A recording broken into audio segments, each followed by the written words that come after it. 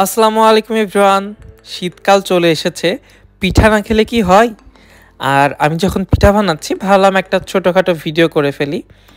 শুরুতে আমি আজকে পাটিসাপটার ভেতরের যে খিরসা থাকে খিরসাটা রেডি করে নিচ্ছি। এটা চাইলে আপনারা গুড় দিয়েও করে এরকম কালার আনতে পারেন, আর যারা গুড় ইউজ করতে চাইবেন না কিংবা শর্টকাটে করতে চান কিংবা যাদের গুড় নাই তারা এরকম কিন্তু একটু ক্যারামেল করে নিতে পারেন। চিনিটা একটু ক্যারামেল করে নিলে তাহলে হচ্ছে একদম গুড় দিলে যেমন সুন্দর কালার আসে ঠিক সেই রকম কালার হবে। আমার বাসায় আসলে পিঠা কেউই বানায় না, আমার নানি দাদি তেমন পিঠা বানাতেও পারে না, আর আমার আম্মু তো এত অলস, পিঠা বানানোর কথা বললেই এত আলসেমি করে যে তারা বলে যে না কি খাইতে চাও বলো, বাইরে থেকে কিনে এনে দিব, বাট তারা বাসায় কোনোভাবেই করতে চায় না। যাই হোক, তো ভাবলাম তাহলে আমি একটু বানিয়ে ফেলি পাটিসাপটা। তো ফার্স্টে আমি একটু চিনি ক্যারামেল করে তার মধ্যে 1/2 লিটার দুধ দিয়ে দিয়েছি, এবং দুধটা যখন ঘন হয়ে আসবে তখন আমি এর মধ্যে দিয়ে দিব প্রায় 1/4 কাপের মতো গুঁড়ো দুধ। আপনারা চাইলে আরেকটু গুঁড়ো দুধও ইউজ করতে পারেন, চাইলে নাও করতে পারেন, আর চিনিটা আপনাদের পছন্দ মতো কম বেশি দিতে পারেন। যখন ভালো মতো সব মিক্স হয়ে যাবে, একটু ঘন হয়ে যাবে, তখন আমি এখানে 1/2 টেবিল চামচ চাউলের গুঁড়ার মধ্যে একটু 1 টেবিল চামচ থেকে 2 টেবিল চামচ দুধ দিয়ে মিক্স করে তারপরে এই মিশ্রণটাকে এর মধ্যে দিয়ে দিচ্ছি। আপনারা একটু চাইলে এলাচের গুঁড়োও দিতে পারেন, তাহলেও কিন্তু খুব সুন্দর একটা বাসনা আসবে।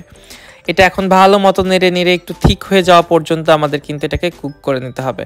যখন বেশ খানিকটা ঠিক হয়ে যাবে তখন আমরা এটাকে চুলো থেকে নামিয়ে নিব। এটা অবশ্যই চেষ্টা করবেন একদিন আগে বানিয়ে রাখার জন্য, তাহলে একটু বেটার হয়। বানিয়ে ফ্রিজে রাখবেন, ঠান্ডা হয়ে গেলে খুব সুন্দর শক্ত হয়ে যাবে। আমরা একই দিনে করেছি, যার কারণে আমাদেরটা খুব ভালো মতো ঠান্ডা হওয়ার আগে আমরা পিঠা বানিয়ে ফেলেছি। এখানে আমি ময়দা আর চাউলের গুঁড়ো নিয়ে নিয়েছি, তার মধ্যে একটু চিনি, একটু লবণ, তারপর একটু নারকেল গুঁড়ো দিয়ে দিচ্ছি। এখানে আপনি চাইলে নারকেল গুঁড়োটা স্কিপও করতে পারেন, একটু গুঁড়া দুধ অ্যাড করতে পারেন। আর এই ব্যাটারটা হবে অনেকটাই কিন্তু পাতলা একটা ব্যাটার হবে, খুব বেশি ঘন কিন্তু কিংবা ঠিক হবে না, একটু পাতলা হবে। আমি নর্মাল রুম টেম্পারেচারের পানি দিয়ে দিয়ে সুন্দর মতো করে একটা ব্যাটার করে নিচ্ছি। আমি নিজেও যে একদম পিঠা বানাতে খুব বেশি ভালো পারি তা না, মাঝে মধ্যেই শীতকালে 2-1 বার করা হয়, এই যা। তাও চেষ্টা করব যদি অন্যান্য পিঠা বানাই সেগুলোরও সহজ রেসিপি শেয়ার করার জন্য। তো এখানে চালের গুঁড়ার পরিমাণটা একটু বেশি ছিল, ময়দার পরিমাণটা একটু কম ছিল। এইরকম যখন টেক্সচার চলে আসবে, এরকম থিকনেস আসলে তাওয়াটা আমরা একটু চেক করে নিব। যখন একটু গরম হয়ে যাবে একটা টিস্যুতে করে তেল নিয়ে তাওয়াতে সুন্দর মতো করে ব্রাশ করে দিব। তারপরে একটু গরম যখন হবে তখন আমি এখানে একটা মেজারমেন্ট কাপে নিয়ে আপনাদের সাইজের যেমন ছোট বড় চাইলে পিঠা আপনারা কিন্তু এইভাবে ঘুরিয়ে করে ফেলতে পারবেন।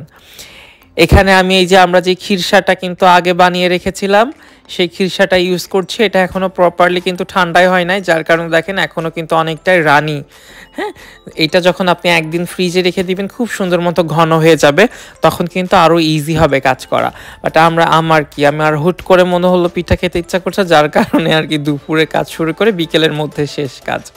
ঠিক আছে, যার কারণে কিন্তু এরকম একটু লিকুইড ছিল। দেখেন কি সুন্দর পিঠা হয়েছে মাশাআল্লাহ। আমি আরও কয়েকটা পিঠা আপনাদের বানিয়ে দেখিয়ে দিচ্ছি, সেম প্রসেসে কিন্তু আপনারা কিন্তু সবগুলো করতে পারবেন।